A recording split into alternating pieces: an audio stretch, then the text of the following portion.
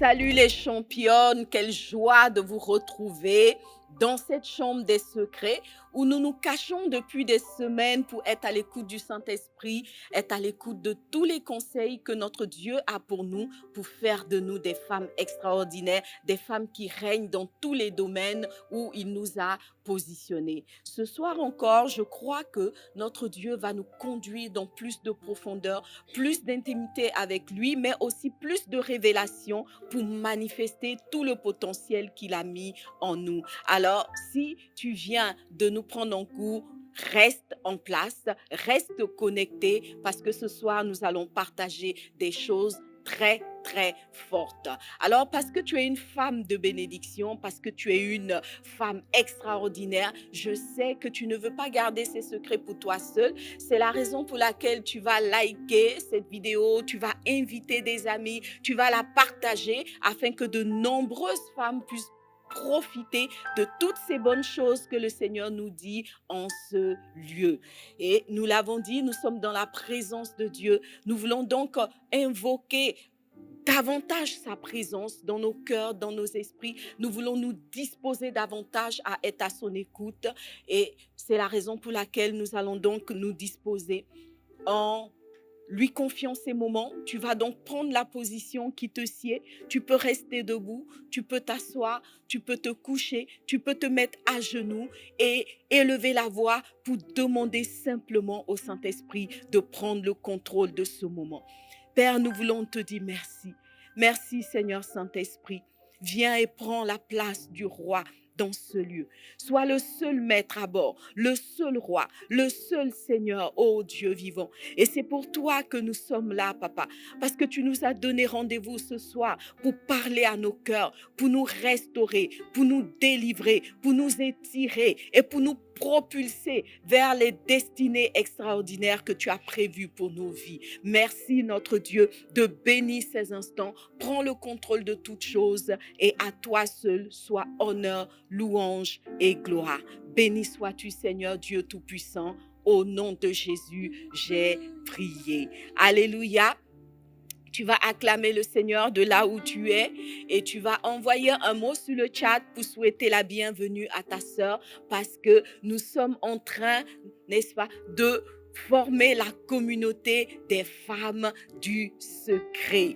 Ce soir, nous allons partager des secrets, comme je le disais, très, très importants et à travers les vidéos précédentes, on a pu voir comment est-ce que le Seigneur nous prépare à devenir des femmes qui impactent positivement leur environnement, des femmes qui plaisent partout où elles sont, mais surtout des femmes qui savent saisir la couronne que le Seigneur a prévue pour elles, le règne que le Seigneur a prévu pour elles, soit auprès d'un homme, soit auprès d'un patron, mais dans tous les cas, il y a une couronne pour chacune de nous que nous devons saisir. Et si nous l'avons déjà saisie, nous devons garder cette couronne. Alors, à travers ces enseignements, beaucoup de questions sont montées à nos cœurs. Et l'une des questions qui est revenue souvent cette semaine dans ma boîte mail, c'est celle-ci. J'aimerais bien savoir ce que mon mari attend de moi. Alors, ce soir, nous allons partager des secrets sur cette question.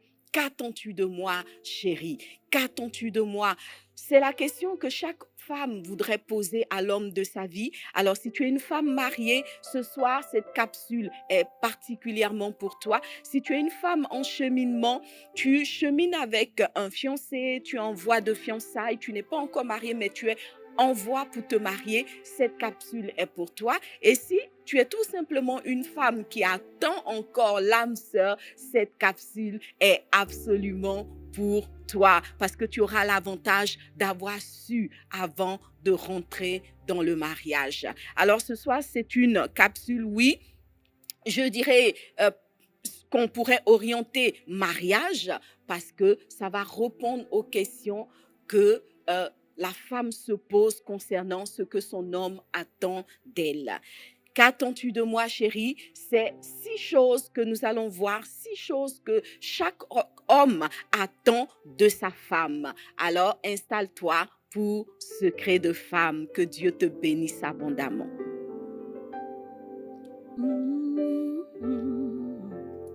Je ne peux imaginer combien ça coûterait. À la croix, tu as pris ma place. Mon Dieu s'est livré. Non, je ne peux imaginer combien ça coûterait. Oui, à la croix, tu as pris ma place. Oh, tu t'es donné. Oui, il a pris ma place. Tu as pris ma place. Tu as pris ma place. Oh, tu as pris ma place.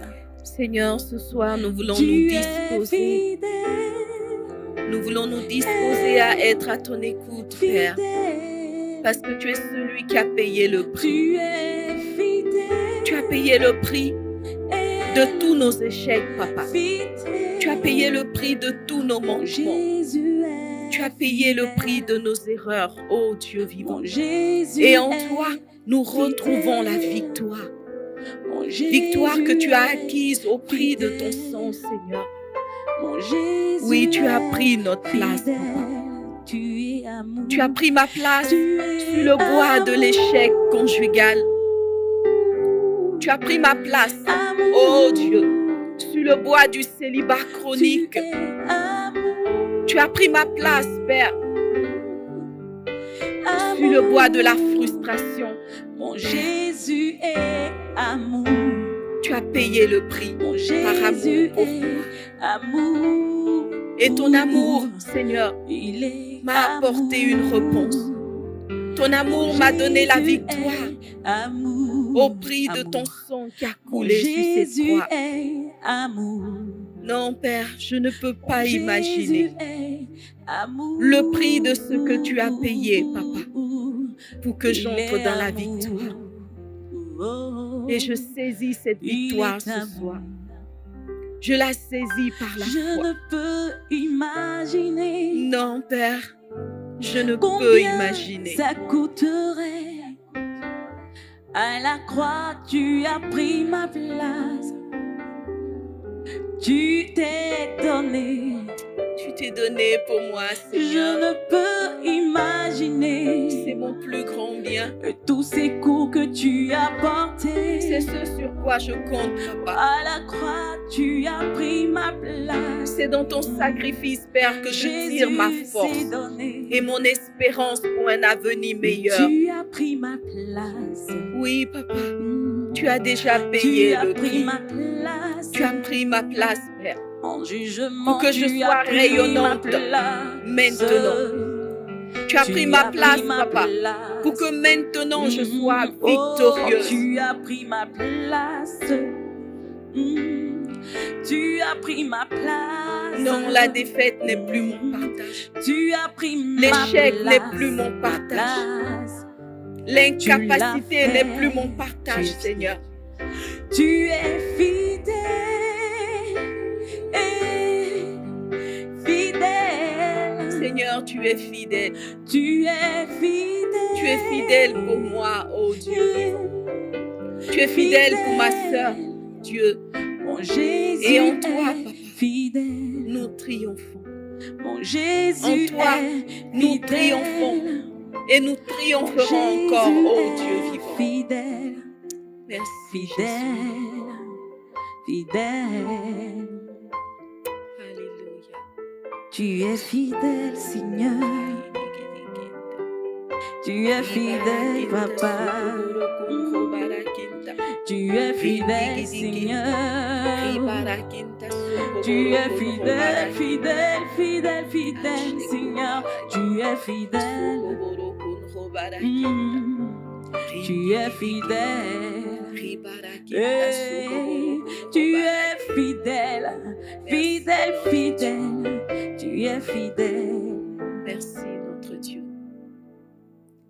Nous sommes là venus pour te rencontrer. Alléluia. Shayanda bakara yande gerebe. Oh, toi seul, mon yaya.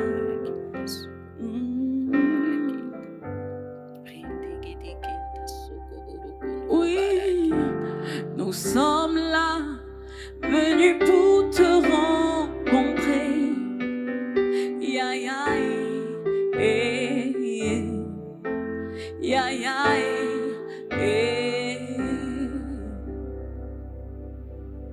Je suis là, venu pour te rencontrer. Ya ya eh. Ya ya eh.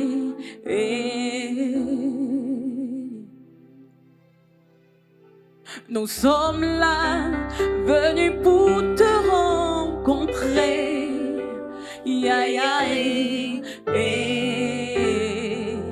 ya ya Une dernière fois, nous sommes là. Nous sommes là, venus pour te rencontrer. Ya ya ya ya ya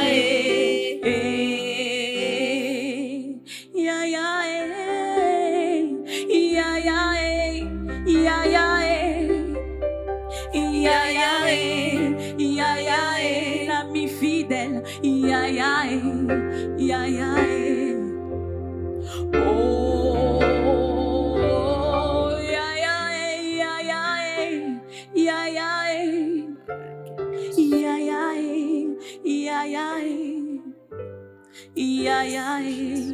ya ya oh Yeshua, Yeshua, Yeshua, Yeshua, Yeshua, Yeshua. Oh, oh, ya ya ya ya ya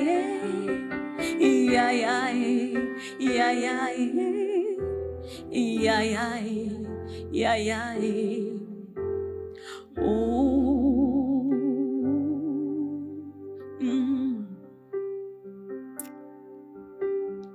oh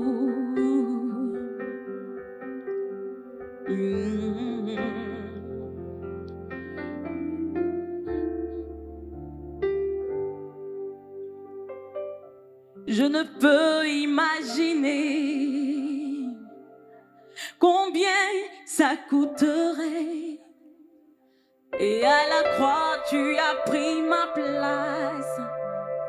Mon Dieu s'est donné. Je ne peux imaginer combien ça coûterait. À la croix, tu as pris ma place. Mon Dieu s'est donné. Il est allé jusqu'au bout. Il a porté mon péché. Il a porté mes fardeaux. Oh, mon Dieu s'est donné. Il est fidèle. Tu es fidèle. Fidèle. Tu es fidèle. Fidèle. Mon Jésus est fidèle. Mon Jésus est fidèle. Mon Jésus est fidèle.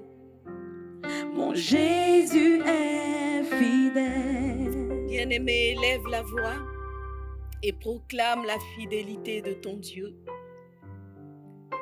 Dis-lui merci pour le souffle de vie qu'il t'accorde ce soir. Dis-lui merci parce qu'il ne t'a pas abandonné dans tous les défis que tu as connus pendant cette semaine qui est en train de s'écouler. Ton Dieu a été à tes côtés. Et même si tu as connu des défis, même si tu as rencontré des difficultés, la vérité, c'est qu'il est à tes côtés. Il est fidèle. Il est fidèle à ses promesses. Il t'a dit, ne crains pas, ne doute pas, ne jette pas des regards inquiets, car je suis avec toi. Ton Dieu est fidèle à sa parole. Ses promesses sont oui et amen. Ce qu'il t'a dit, il le fera. Il le fera certainement. Et le prophète pouvait dire, même si la promesse tarde, attends-la, attends-la, attends-la, car la prophétie s'accomplira certainement. Ton Dieu est fidèle. Il est fidèle. Il a payé un prix incommensurable pour que tu sois une personne bénie, pour que tu sois une personne heureuse, pour que tu sois une personne épanouie. Alors, pose simplement la main dans la main de ton Dieu, dans la main du Seigneur Jésus, dans la main qu'il te tend. Dis simplement, Seigneur, je veux te faire confiance. Je veux compter sur toi. Je veux croire en ta fidélité. Je veux croire en ton amour. Parce que tu n'es pas un homme pour mentir, ni un fils d'homme pour te repentir. Merci Dieu vivant. Merci El Shaddai. Merci Jéhovah Jireh, Dieu de la provision. Oui, je m'attends à toi, Seigneur. Je m'attends à toi. Je m'attends à toi. Béni sois-tu, ô Dieu. Honneur, louange, gloire et adoration te reviennent. Alléluia. Toi qui règnes au siècle des siècles, d'éternité en éternité. Tu es Dieu, Papa. Tu ne connais point de limite, ô Dieu vivant. Tu n'es point limité par les frontières. Tu n'es point limité par les cultures. Tu n'es point limité, Seigneur. Tu es le Dieu omniprésent, omnipotent.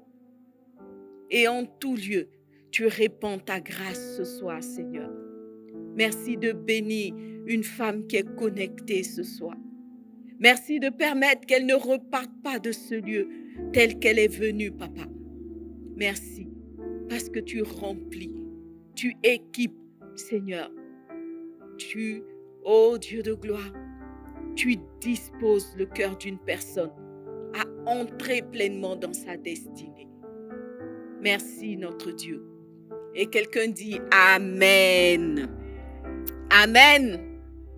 Tu vas acclamer le Seigneur avec moi et nous allons entrer dans notre thème de ce jour. Bien-aimés, nous reprenons notre parcours vers le règne. Depuis quelques semaines, nous avons compris que nous sommes des femmes appelées à régner. Notre Dieu a disposé le règne pour nous. Il a disposé pour nous une couronne qui est celle que Dieu avait prévue depuis le jardin d'Éden pour Ève. Notre Dieu nous appelle à être des femmes de triomphe. Nous devons régner sur les situations. Nous devons régner sur les défis de la vie quotidienne.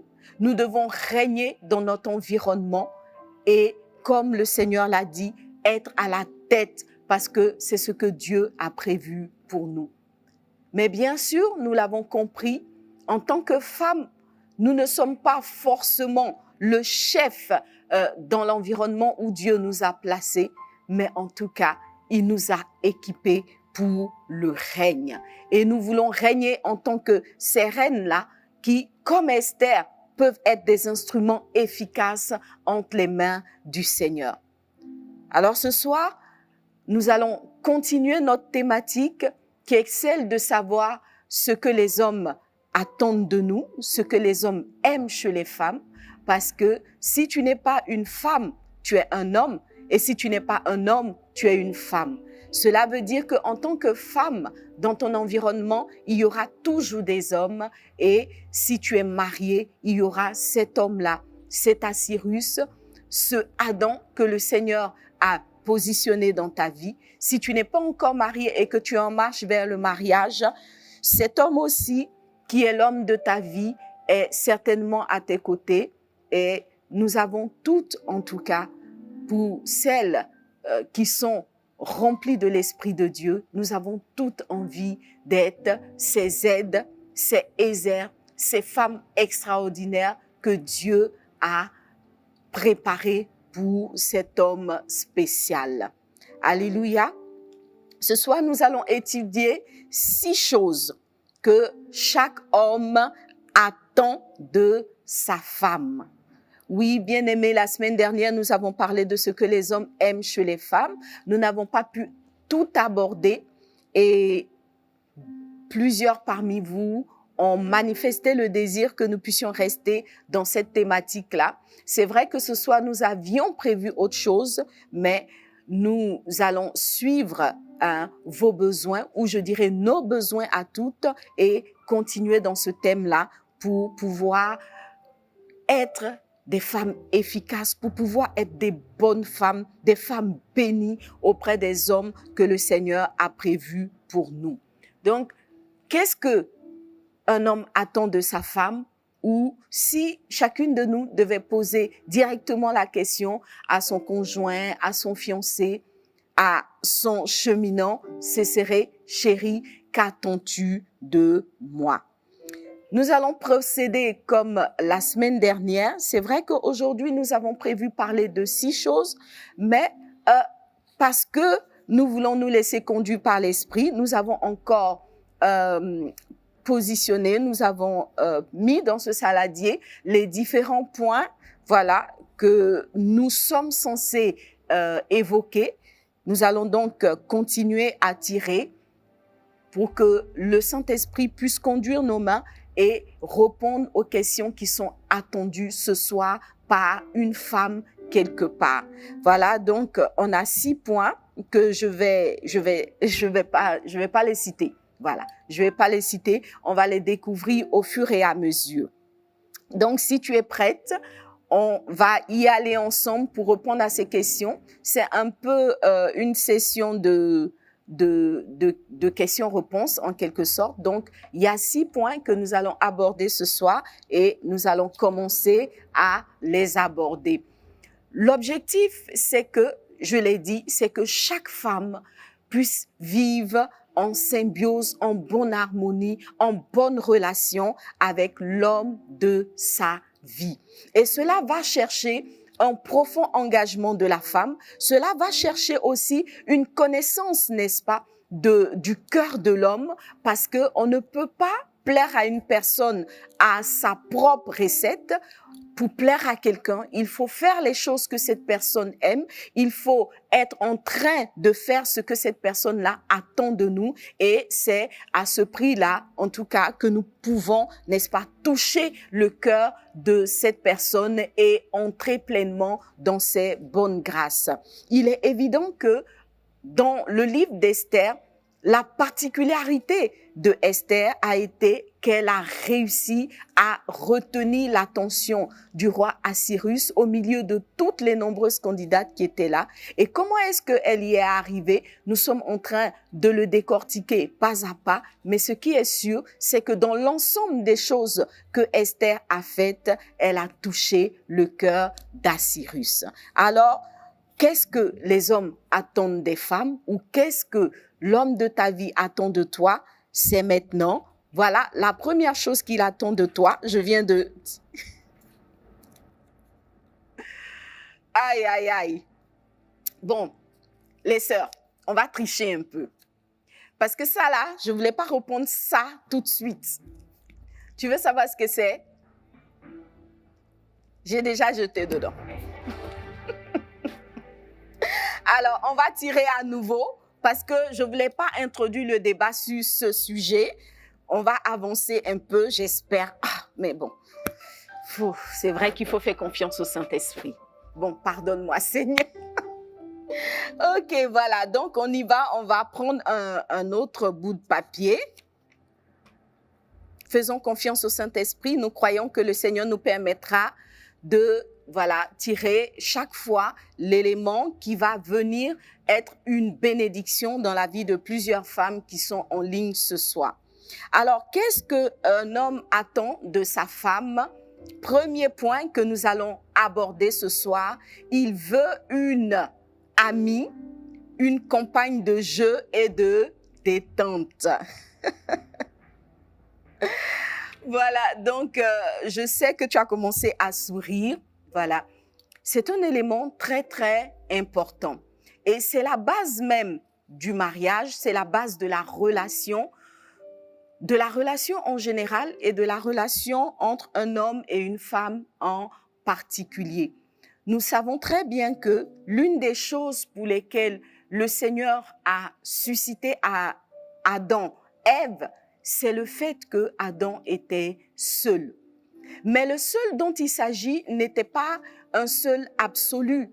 Adam était dans le jardin. Lorsqu'il est arrivé, lorsqu'il est apparu dans le jardin n'était pas du tout désertique.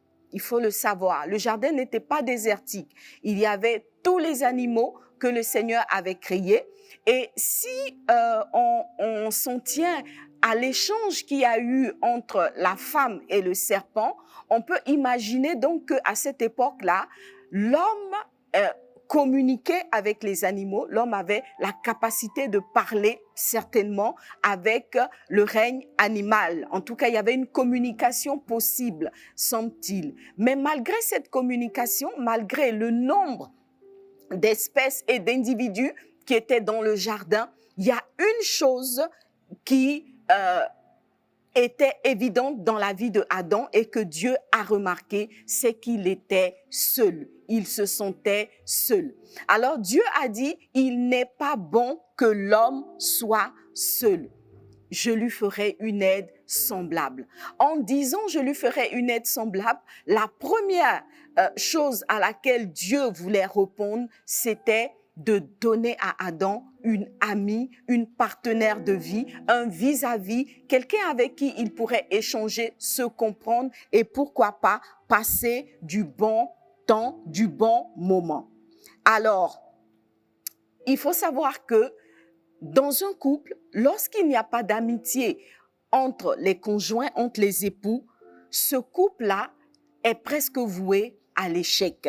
C'est un couple qui ne sera ni solide ni heureux parce que l'amitié est l'un des fondements de la relation conjugale ou tout simplement de la relation amicale.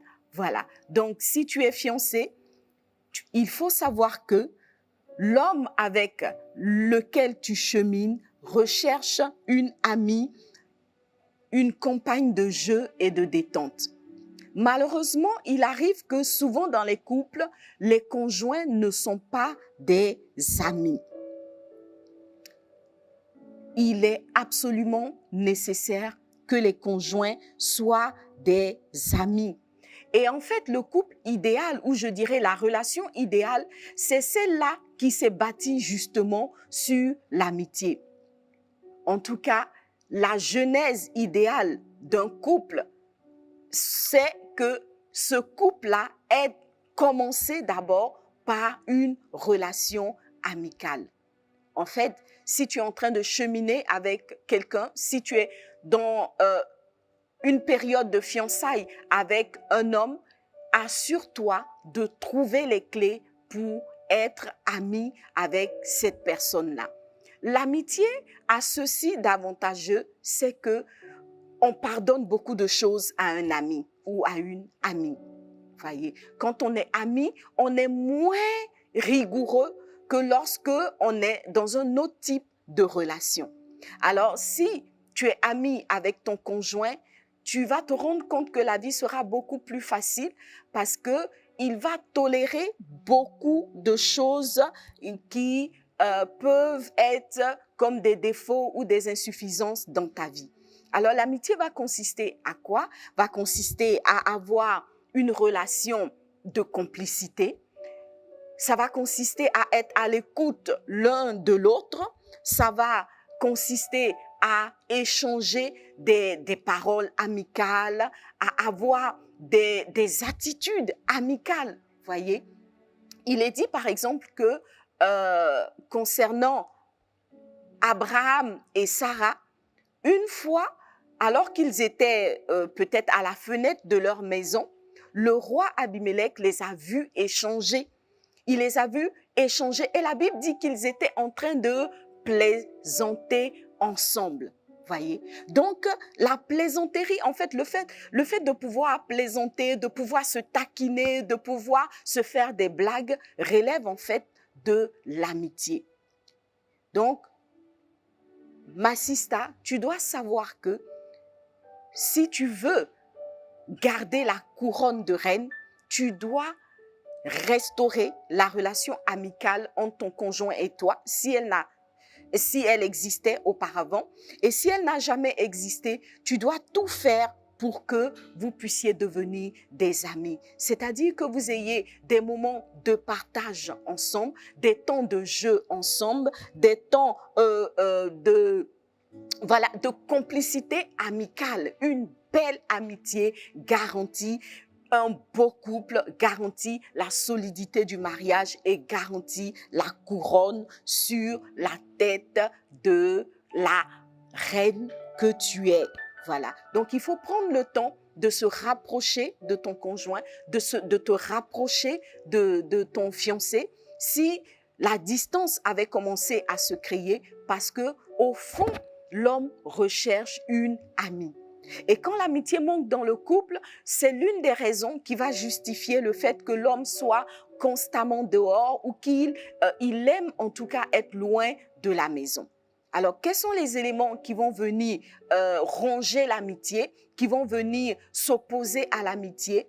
Il y a les plaintes constantes, il y a un esprit de dispute, l'esprit de querelle et de dispute, il y a cette propension à toujours vouloir régler des choses.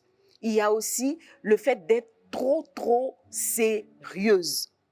Voilà, si tu es trop sérieuse, que tu ne sais pas te détendre, tu ne sais pas t'amuser, tu ne sais pas plaisanter, alors tu auras du mal à développer une relation amicale avec ton conjoint. Il est vrai qu'il y a, à contrario, des hommes qui sont aussi très sérieux, qui ne sont pas forcément de bons amis, mais en tout cas, ce que tu dois savoir, c'est que la plupart des hommes recherchent une amie, une confidente, une complice dans la personne de leur épouse. Et si tu es cette personne-là, alors tu peux être sûr que la relation va se solidifier, va se consolider. Si ton conjoint, ton fiancé, ton mari est du type non amical, ça sera à toi de trouver des astuces pour développer une amitié avec cet homme-là. Voilà, donc il est très important que vous soyez unis par un sentiment amical avant même le sentiment amoureux. Dans ce cas-là, le couple sera solidifié et l'amour n'en sera que plus renforcé. Que Dieu te bénisse abondamment. Développe l'amitié avec ton conjoint, trouve des jeux que vous pourrez faire ensemble, des blagues que vous pourrez échanger, des habitudes que vous pourrez développer en tant qu'amis. C'est très important. Et tu verras qu'il sera plus souvent à la maison, il aura plus souvent envie d'être avec toi qu'avec une autre personne. Amen. Amen. On va donc continuer pour ce soir parce que je pense qu'on a vraiment beaucoup de choses à échanger. Voilà, donc je continue à chercher le papier que nous allons tirer. Il est là. Merci Fabrice pour le tempo du suspense. Waouh! Bon, je crois que vraiment ça là, ça doit être une question très importante, ou je dirais un désirata très important chez les hommes. En fait, ça l'est. Alors donc, le papier que j'ai tiré dit, il veut, je peux vous laisser lire, hein? Il veut une bonne partenaire sexuelle, il veut la satisfaction sexuelle. Bon, on y est. J'avais espéré que cette question-là, ou ce point particulier viendrait à la fin, mais on va l'aborder. Ça nous laisse justement le temps de pouvoir en parler. Les filles, il faut savoir que la vie sexuelle est un élément fondamental du couple. Lorsque un homme se met avec une femme, lorsqu'il épouse une femme, c'est vrai, il y a beaucoup d'autres choses qu'il recherche et donc on est en train de les aborder. Mais l'un des éléments les plus importants, c'est celui-là. L'homme recherche une partenaire sexuelle, sinon il ne serait pas marié, sinon il ne serait pas en train de se fiancer, il serait resté simplement avec les amis. Qu'est-ce que le conjoint, l'épouse, va apporter à un homme que personne d'autre ne pourrait lui apporter? C'est justement ce point-là. Alors, ma chérie, je veux te dire que ça, c'est ton point. C'est vraiment le point sur lequel tu ne dois pas négocier, tu ne dois pas te lâcher, tu ne dois même pas lâcher du lest. Mais malheureusement, nous devons nous rendre à l'évidence, c'est même le point sur lequel la plupart des femmes échouent. C'est le point sur lequel la plupart échouent, alors que c'est justement celui-là qu'il ne faut absolument pas céder. L'homme, lorsqu'il se marie, lorsqu'il a sa reine avec lui, il recherche une chose très très importante, c'est une partenaire sexuelle, c'est la satisfaction sexuelle. Je sais que pour beaucoup de couples ou pour beaucoup de personnes, ça reste une question taboue, mais la vérité, c'est que beaucoup de conflits dans les couples, beaucoup de séparations, en réalité, trouvent leur source dans ce point-là, c'est-à-dire dans l'insatisfaction sexuelle des conjoints. C'est vrai qu'on a dit que c'est un point que l'homme attend de sa femme, mais au fond, il n'y a pas que les hommes, hein, même si c'est le point qui revient le plus souvent dans ce que les hommes attendent, mais il faut reconnaître que les femmes aussi ont besoin d'avoir de bons partenaires sexuels, ont besoin d'avoir de la satisfaction sexuelle. Nous allons lire la parole de Dieu dans 1 Corinthiens 7, le verset 5. 1 Corinthiens 7, 5 nous dit ceci: « Ne vous priviez point l'un de l'autre, si ce n'est d'un commun accord pour un temps, afin de vaquer à la prière. Puis retournez ensemble, de peur que Satan ne vous tente par votre incontinence. » Il est bien entendu que nous parlons ici à des femmes chrétiennes. En tant que femme chrétienne, la prière doit être au cœur de ta vie. Et ce texte de 1 Corinthiens dit que même la prière, qui doit être ta respiration en tant que femme en Christ, ne doit pas venir s'opposer comme un obstacle à la vie sexuelle dans le couple. Et la parole de Dieu nous donne ce conseil: ne vous privez point l'un de l'autre. Cela signifie que le couple, la vie de couple n'est pas l'endroit où il faut faire l'économie de la sexualité. Ce n'est pas l'endroit où il faut faire le jeûne de la sexualité. Ce n'est pas l'endroit où il faut faire, comment dirais-je, le jeûne intermittent ou bien des programmes à longue distance, etc. Voilà. Il y a beaucoup de femmes, en fait, et cela revient souvent, qui d'une certaine façon, méprisent la satisfaction sexuelle de leur conjoint dans le couple. C'est un jeu très, très dangereux. C'est un jeu très, très dangereux et beaucoup vont avoir ce langage-là. Mais pourquoi toujours ça? Pourquoi toujours ça? Je pourrais te poser la question de savoir pourquoi est-ce que tu respires toujours? Tu n'arrêtes pas de respirer? Est-ce que tu arrêtes de manger au-delà de tes temps de jeûne que tu te donnes? La nourriture est nécessaire pour ton corps. De la même façon, il faut savoir que la sexualité est nécessaire pour le corps de l'homme. Et la vérité, c'est que c'est un point qui va être capital dans l'attachement que l'homme va avoir pour sa femme. Plus un homme aura de la satisfaction sexuelle dans son couple, plus il sera attaché à sa femme. Moins il y aura cette satisfaction sexuelle, moins il sera attaché à sa femme. Or, c'est justement le point que les femmes marchandent beaucoup. Beaucoup de femmes vont utiliser la sexualité comme monnaie d'échange avec le conjoint. Ça peut fonctionner pendant un moment, mais il faut savoir que c'est une monnaie qui ne va pas avoir cours longtemps. Elle va vite perdre de la valeur. Elle va perdre de la valeur, elle va se dévaluer. Parce que quand ce chantage va dépasser un certain niveau, en fait, l'homme aussi va se fermer. En tout cas, te concernant, il ne va plus attendre quoi que ce soit. Et si il est bien converti, il va rester dans le couple avec sa frustration et il va te montrer sa frustration ailleurs, d'une autre façon. Ça va donner un mari qui va devenir méchant, violent, avare, aigri, tout ce que tu veux. En tout cas, si tu as un mari qui développe ce genre de caractère, pose-toi la question de savoir s'il y a la satisfaction sexuelle dans sa vie. Voilà. Et si l'homme n'est pas profondément converti, alors ça va ouvrir la porte à l'infidélité et des étrangères vont trouver là la brèche justement pour venir s'infiltrer dans ton couple. Bien-aimé, tu dois travailler à la satisfaction sexuelle de ton mari. Ce n'est pas un élément secondaire, c'est un élément capital, c'est un élément prioritaire dans la vie de couple.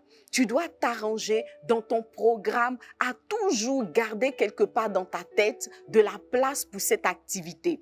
Et non seulement tu dois la mettre au programme, mais tu dois aussi travailler à ce qu'elle soit justement satisfaisante comme le thème le dit, la satisfaction sexuelle. Nous allons aborder ce thème beaucoup plus en détail dans une prochaine capsule.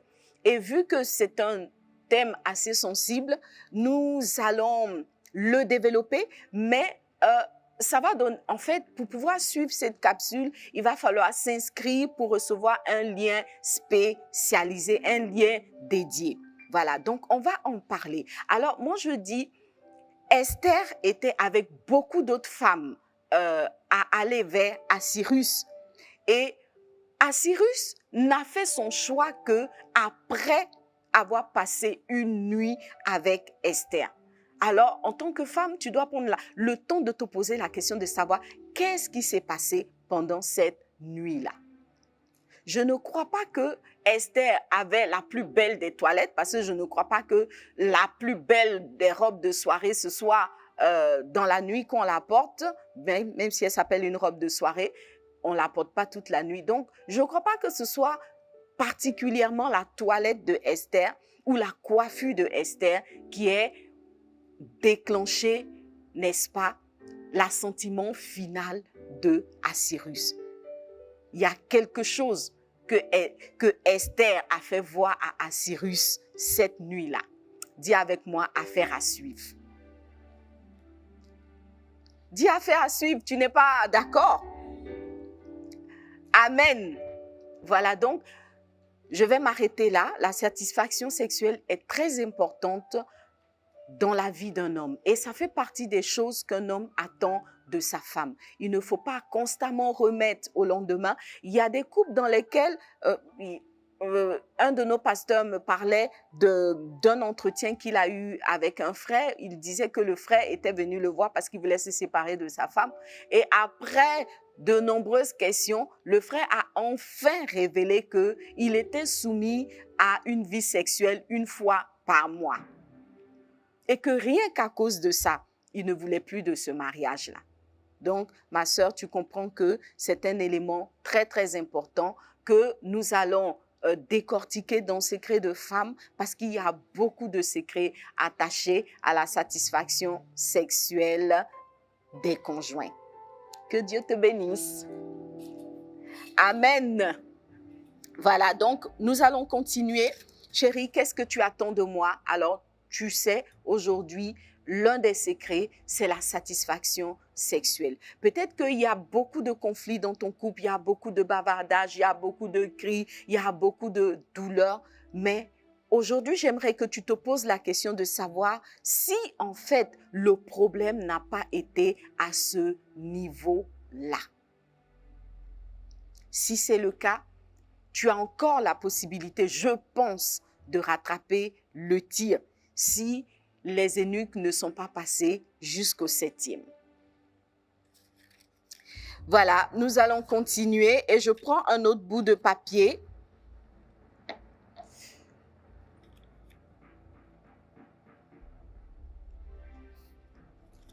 Qu'est-ce que tu attends de moi, chérie? Ton chéri attend une femme de bonne moralité, honnête et digne de confiance. Une femme de bonne moralité, honnête et digne de confiance. Les sœurs, vous savez que souvent, on pense que ce qui fait rester une femme dans un couple, c'est sa beauté, peut-être son soin corporel ou vestimentaire. Et certaines aussi pensent qu'il y a la cuisine, le fait de faire des bons repas. Tous ces éléments sont très, très importants, je le confirme, mais la moralité, l'honnêteté sont aussi des éléments très importants dans un couple. En fait, souvent, on n'y prend pas garde. On n'a pas l'impression que être honnête dans le couple, ça compte pour l'homme. Être de bonne moralité, ça compte pour l'homme. Ça compte pour l'homme, surtout les hommes en Christ. Et même si un homme n'est pas en Christ, même si tu as l'impression que dehors, il a tendance à s'approcher des femmes de mauvaise moralité ou à être impressionné par ces femmes. La vérité, c'est qu'aucun homme ne pose la couronne sur la tête d'une femme de mauvaise moralité. Voyez, beaucoup d'hommes vont chercher à passer du temps avec des femmes aux mœurs légères, mais la vérité, c'est que lorsqu'un homme veut bâtir quelque chose de sérieux, lorsqu'il veut trouver sa reine, il cherchera toujours parmi les femmes de bonne moralité. Alors, ma chérie, si tu as eu des conseils qui t'ont fait croire que la plupart des hommes aimaient les femmes aux mœurs légères, aimaient les femmes vulgaires, aimaient les femmes sans limite, sans borne, sans mystère, alors c'est un mensonge. Je peux te l'assurer ce soir, tous les hommes de valeur qui ont une couronne à proposer sont des hommes qui recherchent profondément une femme de bonne moralité, une femme digne de confiance, une femme en qui ils peuvent, n'est-ce pas, retrouver des valeurs et une certaine respectabilité. Quand on lit le texte de Proverbe 31 qui nous parle de cette femme-là que la Bible a appelée la femme vertueuse et qui vient d'une certaine façon clore ce livre de Proverbes, on comprend que cette femme-là était une femme particulièrement vertueuse. C'était une femme de bonne moralité. C'était une femme en qui la Bible dit son mari pouvait placer sa confiance. Est-ce que ton mari peut avoir confiance en toi? Il y a des femmes qui volent leur mari, qui volent l'argent de leur mari. Il ne faut pas être une femme voleuse auprès d'un homme. Il y a des façons d'emmener un homme à te donner de l'argent. Il y a une façon aussi de faire comprendre à un homme que ce qu'il possède est en communauté de biens et d'avoir au départ son accord pour te servir dans le bien commun, si je peux m'exprimer ainsi. Mais tu ne dois absolument pas être une voleuse dans ton couple ou dans ta relation amoureuse, dans ta relation conjugale. Il y a des femmes qui sont des manipulatrices, qui vont manipuler leur mari, qui vont lui raconter des choses qui ne sont pas selon la vérité pour obtenir certaines choses. Il ne faut pas être une femme manipulatrice. Il faut être une femme honnête. Et quand la femme est honnête, le mari sait qu'il peut compter sur elle. Il sait qu'il peut lui faire confiance et tu verras alors que le mari te confiera même ce que tu n'imaginais pas qu'il pouvait te confier. Moi, je connais des femmes qui gardent les cartes bancaires de leur mari. Pose-toi la question. Est-ce que ton mari ou ton fiancé est prêt à te confier sa carte bancaire les yeux fermés? Est-ce qu'il est prêt à te donner le code de son coffre-fort? Est-ce qu'il est prêt à te laisser son chéquier avec des chèques déjà signés?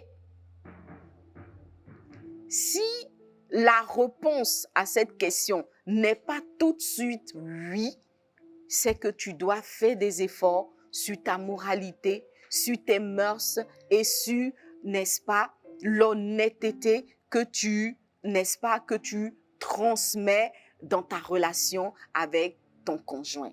Sois une femme honnête et tu verras que tu seras honorée aux portes parce que ton mari va témoigner de ce que tu es une femme extraordinaire et il pourra te confier des grands secrets, il pourra te confier beaucoup de choses et ensemble, vous allez réussir à bâtir, n'est-ce pas, de grandes choses et entrer pleinement dans la destinée que le Seigneur a prévue pour vous. À la base même, en tant que chrétienne, nous devons être des femmes honnêtes parce que l'honnêteté est un gage de présence du Saint-Esprit. Mais avant même de parler du Saint-Esprit, l'homme qui est à côté de toi a besoin que tu sois une femme honnête. Amen. Les hommes aiment les femmes honnêtes. Nous allons, prendre un autre papier. Donc, pour finir avec l'honnêteté, ne fais pas les je retiens dans l'argent du marché. Ça, c'est chaud, hein? Je ne sais pas si on peut y arriver, quoi. Bon, en tout cas, si tu fais les je retiens sur l'argent du marché, débrouille-toi pour qu'ils ne te demandent pas les factures. Parce que s'ils te demandent les factures, les reçus, que tu falsifies les reçus, c'est que tu n'es plus une femme honnête. Si tu as fait les je retiens, qu'on t'a attrapé, il faut avouer, c'est mieux, tu vois. Mais c'est vrai qu'en tant que femme, tu dois avoir tes méthodes de gestion, des biens du foyer, mais honnêteté dans tout ça. Que Dieu te bénisse.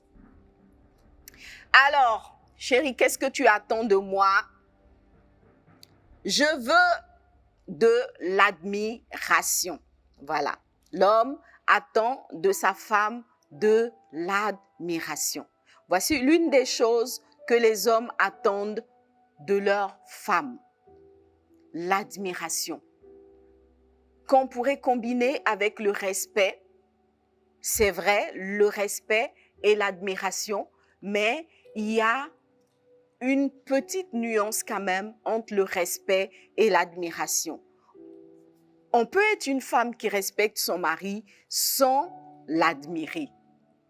Vous voyez, sans l'admirer. L'admiration, c'est vraiment ce sentiment d'émerveillement, cette capacité à pouvoir dire waouh devant l'homme de sa vie, à le trouver extraordinaire. Vous voyez, il y a beaucoup d'hommes autour de soi, mais c'est cette capacité-là à voir dans l'homme que le Seigneur t'a donné le meilleur, la meilleure version d'homme. Admirer ce qu'il est, admirer ses capacités, admirer d'une certaine façon ses faiblesses aussi. Voilà. Donc, ça, ce n'est pas forcément évident.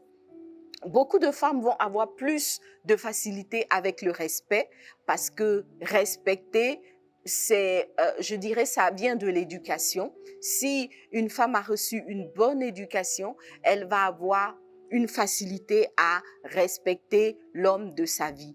Quoique, il y a des femmes qui sont carrément irrespectueuses. Si tu es une femme irrespectueuse, il faut savoir que tu auras du mal à garder la couronne de reine dans ta relation avec ton Adam ou ton Assyrus. Tu manques de respect, c'est-à-dire que tu élèves la voix sur l'homme quand tu veux. Tu n'écoutes pas quand il te parle. Tu lui réponds 10 quand il dit 1. Tu l'injuries. Tu le dénigres en présence de personnes étrangères. Tout ça, c'est le manque de respect. Il y a des femmes qui ont même des gestes désobligeants à l'endroit de leur conjoint et après de tels comportements, elles s'attendent à être les reines du cœur de ces messieurs. Ce n'est pas possible. Voilà. Je sais que des fois, les hommes font des choses vraiment qui donnent juste envie de leur manquer de respect. Mais parce que tu es une princesse du Seigneur, parce que tu es une reine, parce que Dieu t'a couronnée, tu dois garder justement ces valeurs, dont le respect du conjoint. Même si tu as épousé un homme plus jeune que toi, le fait d'avoir accepté d'épouser cet homme-là t'oblige au respect. Tu dois le respecter. Voilà. Tu dois le respecter, tu lui dois respect.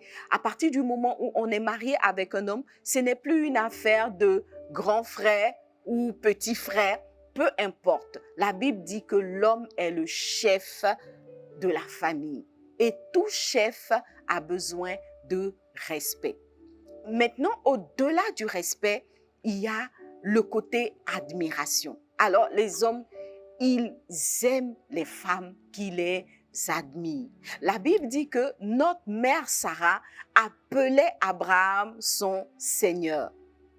Ce n'est pas qu'Abraham ne faisait pas des choses bizarres. Ce n'est pas qu'il ne faisait pas des choses qui brûlaient des fois le cœur de Sarah. Mais la Bible dit qu'elle le respectait tellement qu'elle appelait son Seigneur et elle admirait son mari. Toi aussi, tu dois pouvoir admirer ton mari. Si tu l'as épousé, c'est qu'il y a forcément des éléments que tu admires chez lui et tu dois donc exalter ces éléments d'admiration. Tu dois les lui dire, voilà. Donc moi je dis comme ça aux femmes de montrer à leur mari qu'ils sont les héros de leur vie, tu vois. Il faut reconnaître toutes les bonnes choses qu'il fait dans ta vie. Des fois même s'il soulève quelque chose qui est un peu lourd, dis-lui combien tu admires sa force, sa capacité, tu vois. Même des fois, quand il réussit à te donner de l'argent pour ci ou pour ça, c'est l'occasion de devenir une griotte, ma chérie. Tu vois, ne laisse pas le travail de griotte à d'autres personnes. Tu dois être la première griotte de ton mari. Tu vois, non, la partie où tu fais son atalakou, tu le loues pour ceci. Ah, mon chéri, tu es comme ci, tu es comme ça, mon chéri. Oh, non, toi seulement, quand tu es dans la place, il n'y a rien qu'on peut faire. Tu vois, trouve des mots et trouve le moyen d'admirer ton mari. Si tu as trop de points de désaccord, si en regardant ton mari, tu ressens un sentiment autre que l'admiration, alors tu dois absolument te mettre devant le Seigneur parce que tu es dans une position qui va venir fragiliser ta relation avec ton conjoint. L'homme a besoin d'une femme qui l'admire. Si tu admires ton mari et que tu ne manques pas de le lui dire et de le dire à toutes les personnes qui sont autour de vous, je t'assure que lui aussi, il va t'admirer en retour et tu seras très, très bien positionné dans son cœur et la couronne sera aussi très bien positionnée sur ta tête. Voilà, que Dieu te bénisse abondamment. Prie le Seigneur qui te donne un esprit, qu'il oriente tes regards sur des points particuliers de ton conjoint, de ton fiancé, de ton cheminant que tu vas admirer. Tu vois, l'admiration, c'est pas le mensonge non plus. Il ne s'agit pas de mentir à cette personne-là. On a parlé tout à l'heure de l'honnêteté. Il s'agit en fait d'identifier des points, des forces de cet homme-là et de les exalter comme une bonne griotte. Alléluia. Voilà, que Dieu te bénisse abondamment. On a fait le tour. Je pense qu'on a évoqué 4 points. Il en reste encore 2. Seulement, notre temps est écoulé et je ne sais pas si Nadia, la régie, me donne la possibilité de développer un point encore. Je peux? Ok, bon, voilà, on nous a donné un peu de temps. Ah, c'est chaud, les filles. Ok, alors qu'est-ce que nous avons tiré? Donc, ça sera notre dernier point de ce soir. Qu'est-ce que tu attends de moi, chérie? L'homme de ta vie veut une femme attirante. Une femme attirante. J'ai presque envie de dire que ça va de soi. Voyez, ça va de soi. S'il y a un homme dans ta vie, il t'a aimé parce que tu l'as attiré sur quelque chose et il est très important de garder ce capital-là. Voilà. Il ne faut pas perdre en tant que femme son charme. Voilà. Le charme, l'attrait qu'on a eu dès le départ auprès de son mari. Beaucoup de femmes, une fois couronnées ou une fois installées dans le foyer, vont négliger cette réalité-là. Voyez, on vit avec l'homme, on se dit voilà, c'est bon, c'est acquis et on va plus faire d'efforts pour rester une femme attirante. C'est une grave erreur, les filles. C'est une grave erreur que nous devons corriger. La femme qui règne dans sa maison, qui règne dans le cœur de son conjoint, la fiancée qui va réussir à se faire couronner et à garder la couronne, est celle-là qui sait rester attirante, qui sait rester belle, pleine de charme, qui sait plaire comme on l'a développé les semaines passées, parce que les hommes aiment que leur femme soit attirante. Cela signifie que tu dois prendre soin de toi et veiller sur le charme que tu vas développer, tu vas dégager, pardon. Ce n'est pas une question de moyens financiers, on l'a toujours dit, c'est une question de décision, c'est une question de volonté. Je prends la décision en tant que femme de ne pas laisser mes cheveux en bataille dans la maison. Je prends la décision en tant que femme de ne pas toujours être habillée quand je rentre dans la maison de ce vieux boubou que je porte depuis plus de 5 ans dans la maison. Parce que vous savez, il y a des femmes qui ont un seul boubou de maison ou 2 maximum.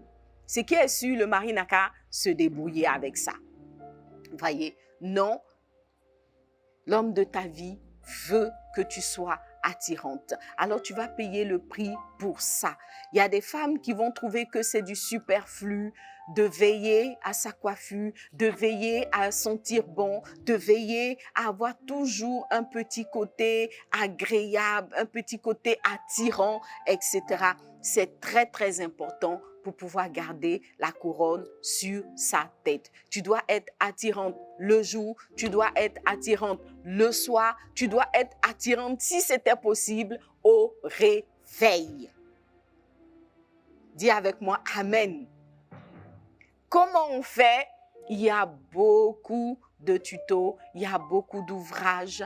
Sois une femme qui cherche, documente-toi, cherche, voilà, écoute des émissions comme Secrets de femmes et découvre comment tu peux rester une femme attirante parce que c'est un élément très, très important pour l'homme que tu as épousé.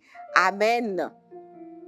Voilà, donc ce soir, je pense que par la grâce de Dieu, nous avons fait le tour de plusieurs points que les hommes recherchent chez la femme de leur vie. On a parlé de la nécessité d'être une amie.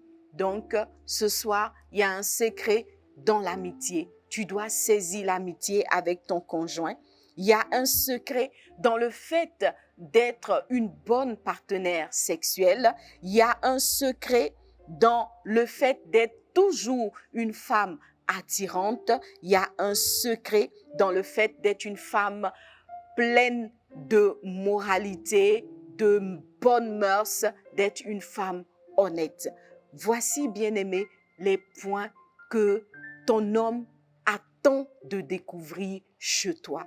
Si tu t'es relâché sur ces différents points, si tu as barré certains de ta liste de nécessités, si tu as pris des options abandon sur certains de ces points, alors tu dois te ressaisir, tu dois récupérer tous ces éléments et t'assurer de les mettre en place et tu verras que l'attitude de ton mari, l'attitude de ton fiancé, les nombreux palabres qu'il y a dans votre maison vont commencer à diminuer parce que tu seras en train d'être le type de femme que chaque homme recherche. Voilà, donc si tu as été béni, tu vas acclamer le Seigneur pour tous ces secrets que le Seigneur nous a donnés pour Secrets de Femmes ce soir. Et nous allons baisser la tête ensemble pour prier. La Bible dit que nous sommes heureuses si nous savons ces choses ou si nous entendons ces choses, pourvu que nous les pratiquions. Nous avons besoin de mettre la parole de Dieu en pratique. Nous avons besoin d'être ces femmes spéciales, ces femmes qui, comme Esther, saisissent le règne et le conservent jusqu'au bout. Secret de Femme est là pour que l'Esprit de Dieu parle à nos cœurs. Et si Dieu t'a parlé ce soir, on a parlé de plusieurs points. Je ne sais pas quel est le point sur lequel tu es en échec. Je ne sais pas quel est le point sur lequel tu es en baisse de performance. Je ne sais pas quel est le point que tu as négligé jusqu'à ce jour, mais peut-être que c'est là le nœud de la situation que tu vis en ce moment. C'est peut-être là ce qui crée, n'est-ce pas, la disparition, la dissolution de la complicité, de l'amitié, de l'intensité de la relation avec ton conjoint. Alors tu vas baisser la tête et laisser le Saint-Esprit parler à ton cœur. Alléluia. Nous voulons élever la voix. Parle à Dieu. Tu peux élever la voix. Tu peux parler dans ton cœur. Mais je veux t'inviter ce soir à te tourner vers le Seigneur. Tourne-toi vers ton Dieu et demande-lui de parler à ton cœur. Seigneur, sur quoi est-ce que j'ai flanché? Quel est l'élément que je n'ai pas validé? Qu'est-ce qui justifie cette situation d'absence de passion, cette situation de refroidissement dans ma relation avec mon conjoint? Pourquoi est-ce que cette distance s'est créée entre nous? Seigneur, peut-être que la réponse est dans l'un de ces points que nous avons évoqués ce soir. Parle à mon cœur, ô Dieu vivant. Parle à mon cœur, Papa. Parle à mon cœur, ô Seigneur. Parle à mon cœur, Père. Parle à mon cœur. Oui, tu sais. Tu sais. Seigneur, tu sais. Parle à mon cœur. Et je voudrais t'encourager, bien-aimé, à recevoir la parole du Seigneur. Si Dieu t'a parlé sur l'un de ces points, nous n'avons pas été longues, nous n'avons pas forcément dit beaucoup de choses, mais l'essentiel a été dit. Ces éléments-là sont très, très importants. On a parlé la semaine dernière de l'esprit doux et paisible. Cette semaine, nous avons parlé de l'amitié. Es-tu dans une relation amicale avec ton mari? Est-ce que tu admires ton conjoint? Je veux peut-être parler à un homme ce soir qui est en train de suivre cette capsule. C'est vrai que ce sont les points qu'un homme recherche ou attend de voir manifester dans la vie d'une femme. Mais toi-même, en tant qu'homme, est-ce que tu as validé ces points concernant ton épouse? Parce que ce que les femmes attendent des hommes n'est pas loin de ces points-là. Les femmes aussi ont besoin d'amitié. Elles ont besoin de complicité avec leur conjoint. Elles ont besoin d'un homme honnête, aux bonnes mœurs, un homme en qui elles peuvent avoir confiance. Elles ont besoin, elles aussi, d'un bon partenaire sexuel. Oui, les femmes aussi ont besoin d'être, n'est-ce pas, au cœur des préoccupations de leur conjoint. Alors, si toi-même, en tant qu'homme, tu ne valides pas ces points, la Bible dit que nous ne devons pas nous attendre à recevoir si nous ne savons pas nous-mêmes donner. Ouvrons nos cœurs à nos conjoints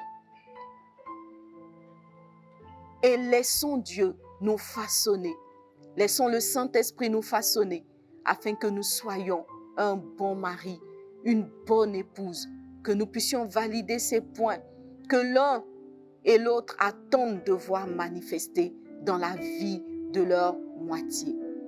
Merci Seigneur Jésus pour ce que tu fais. Parle à nos cœurs, Papa. Et merci de guérir une personne.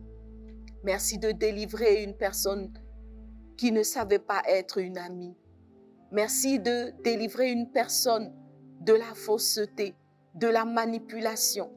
Merci de délivrer une personne, ô Dieu de gloire, du manque d'admiration, du manque de respect, ô Dieu vivant. Merci, Papa. Glorifie ton nom, Père. Agis en nous, ô Dieu, et que tous les couples, tous les foyers, Papa, soient consolidés dans le nom de Jésus. Que la paix de Dieu rejoigne les foyers, que les foyers en difficulté soient restaurés, que les couples, ô Dieu, qui étaient en ballottage, qui étaient en voie de se séparer, Papa, puissent se donner une nouvelle chance, une nouvelle possibilité, Seigneur, de réussir, ô Dieu, cette course, de réussir cette aventure du mariage, de la vie à deux, Seigneur, dans le nom de Jésus. Merci, notre Père, pour tout ce que tu fais, au nom de Jésus. Plus de toi, Seigneur, plus de toi. Seigneur, nous voulons plus de toi, Papa, dans notre façon d'être.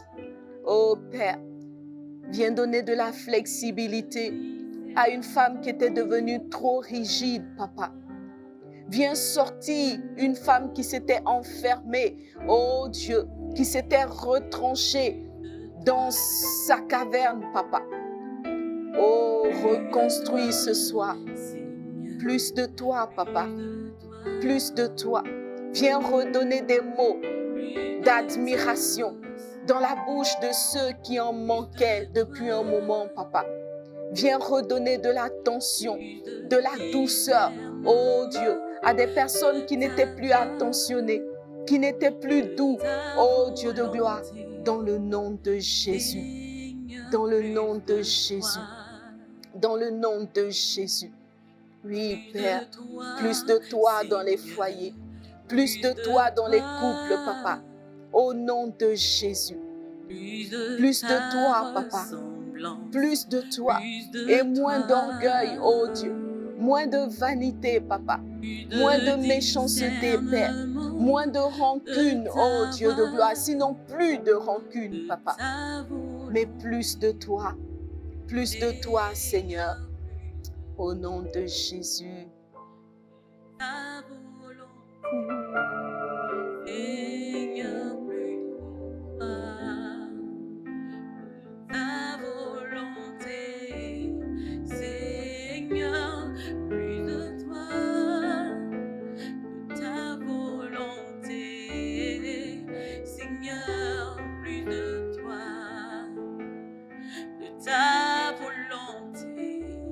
Seigneur, plus de toi,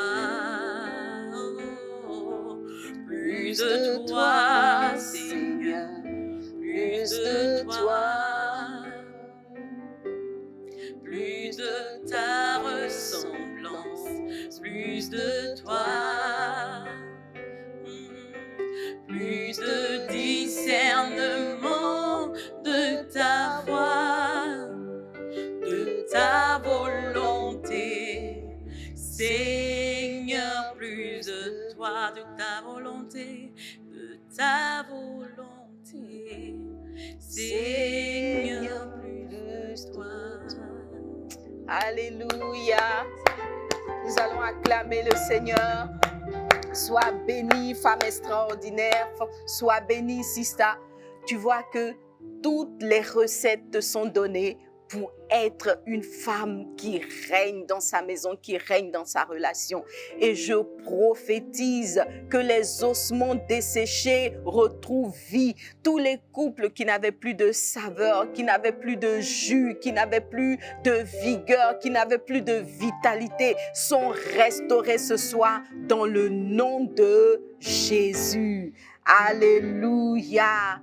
Voilà, donc nous sommes au terme de notre rencontre de ce soir et je vais me tenir debout pour finir cette soirée.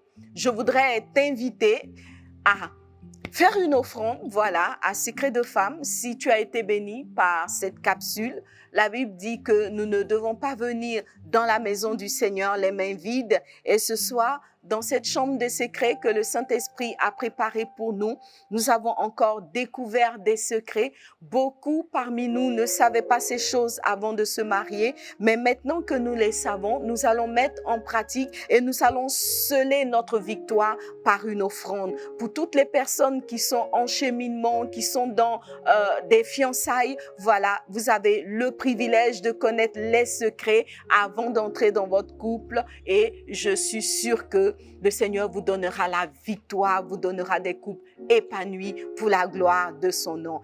Et rien que pour ça, faites une offrande à la gloire du Seigneur. Voilà, que Dieu te bénisse abondamment. Merci d'avoir participé ce soir avec moi à ce temps de partage, de prière aussi.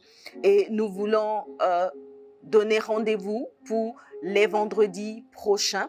Le vendredi prochain, nous allons aborder un sujet très, très important aussi. C'est celui de savoir, en tant que femme, qu'est-ce que je dois faire si mon mari me casse la tête.